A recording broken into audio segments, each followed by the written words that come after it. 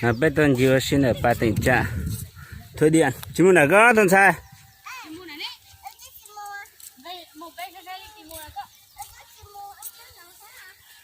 mong tôi sẽ chống cái nó lò dậy cái nó chứ không gì nữa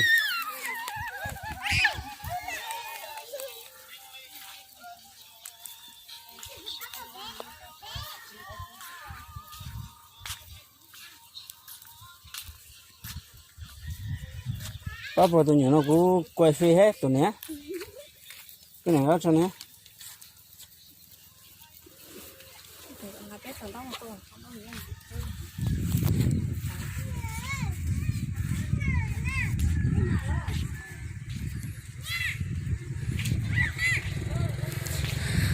đã bé chân đồng làm mà năng nhỉ nhỉ tôi chỉ ngay nào xí ngang ngay tôi nào xin còn nông dân nữa nè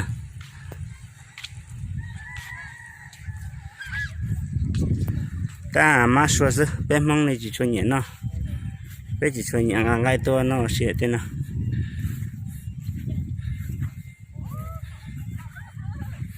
để cho khó để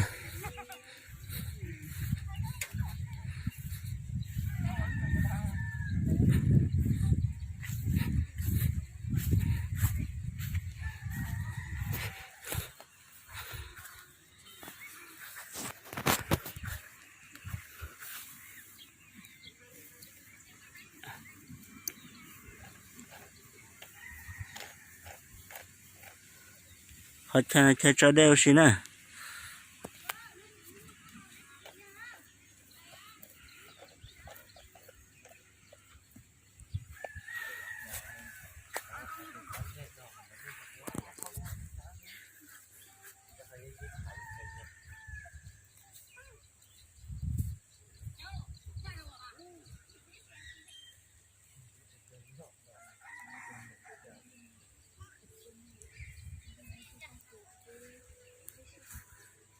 câu đâu mong đó cho không đặt kiểu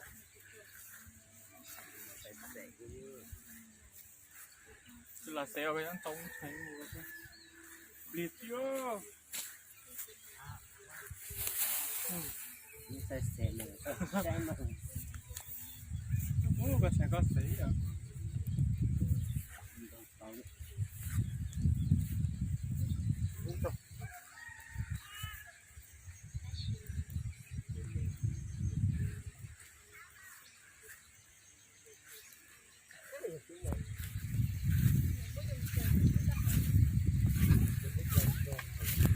tôi xí cho thật cho nó ta xí là lon nà đây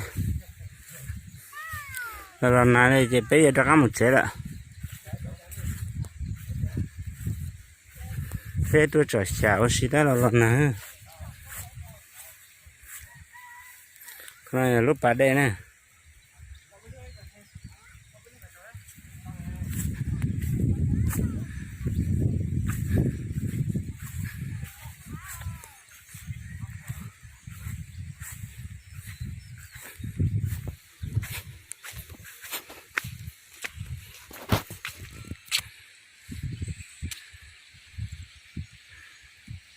bà đây lo hàng nè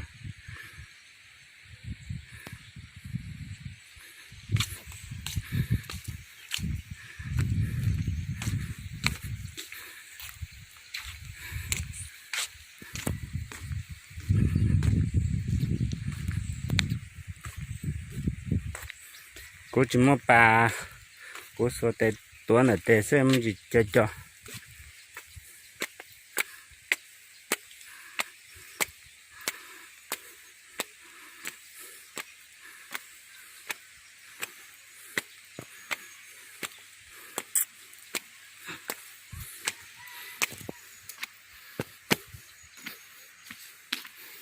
tôi học cho tới tại đây bao giờ thế nào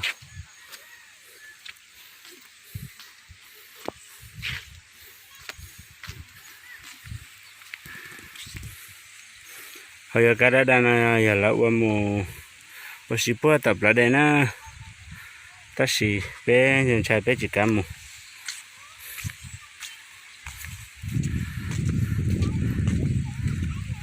rồi giờ chọn được chè đó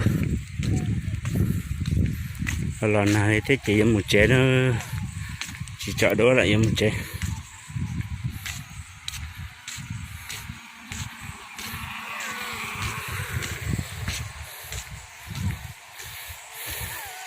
Lần này một tổ chéo xa cả. Nó nào cũng tuần xài bài này thì cho chết chắp lại yếu tố một chợ đó là ta là lần này.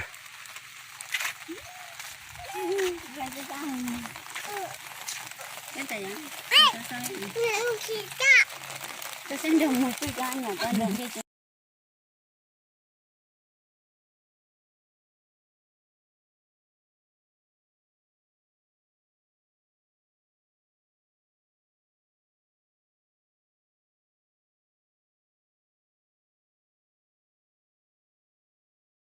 Còn nó là bé tên gì rồi xin là lú và lòng hậu sợ. Và lòng hậu sợ nó tụi mấy tụi lọ lo sắp lại lọ hậu sợ lo sắp lại nè. Lọ hậu sợ bao nhiêu nè. Là món này tăng trà xía sắp lại nè.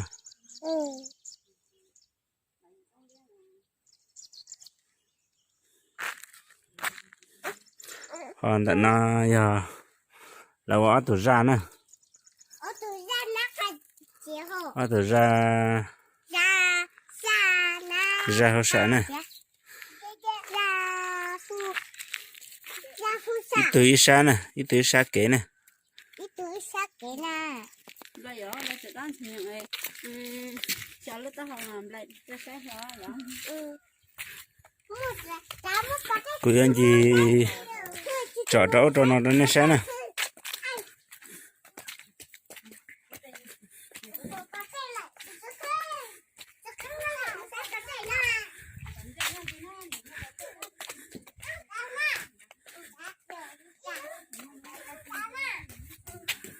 Ô, sợ chợ vật dầu luôn rồi đâu.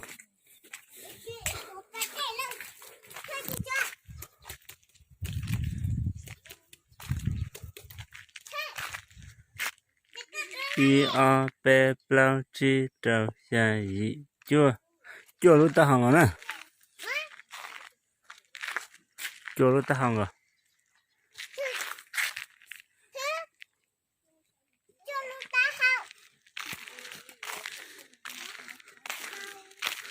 Tụi là chưa lúc ta hồng ấy, tụi là chưa lúc ta hồng.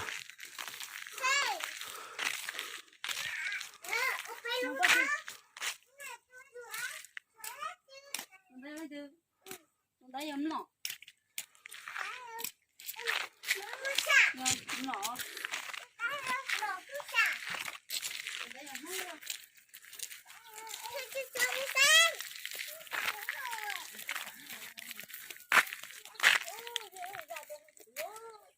Như nào là nhìn thấy mình chơi chết rồi là tụi này nè.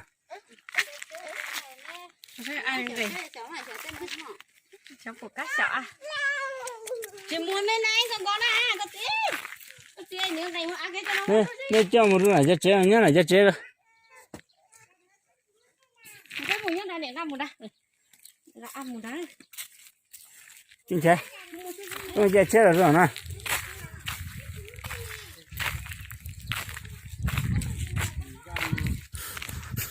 Trên này cơ à?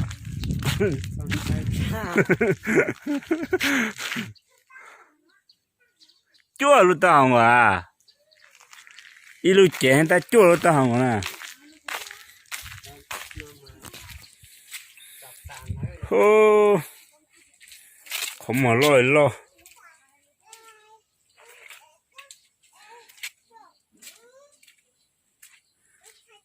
Ôi ôi.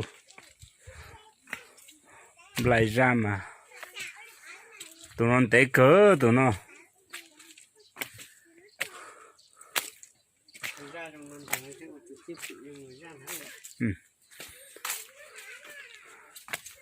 Ô bên nó cho ta đã thả số sao nào có ta đã thả nữa cho ta đã thả nữa.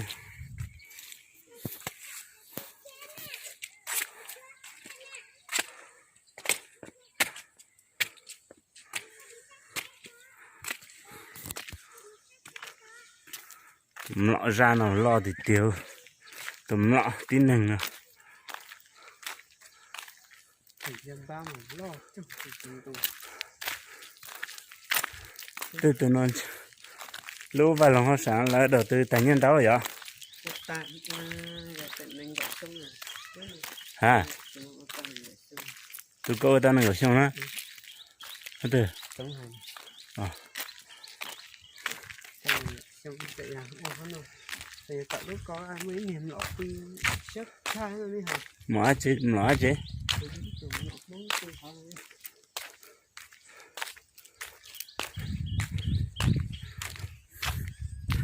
con nói khó chịu sửa da sắp rồi nè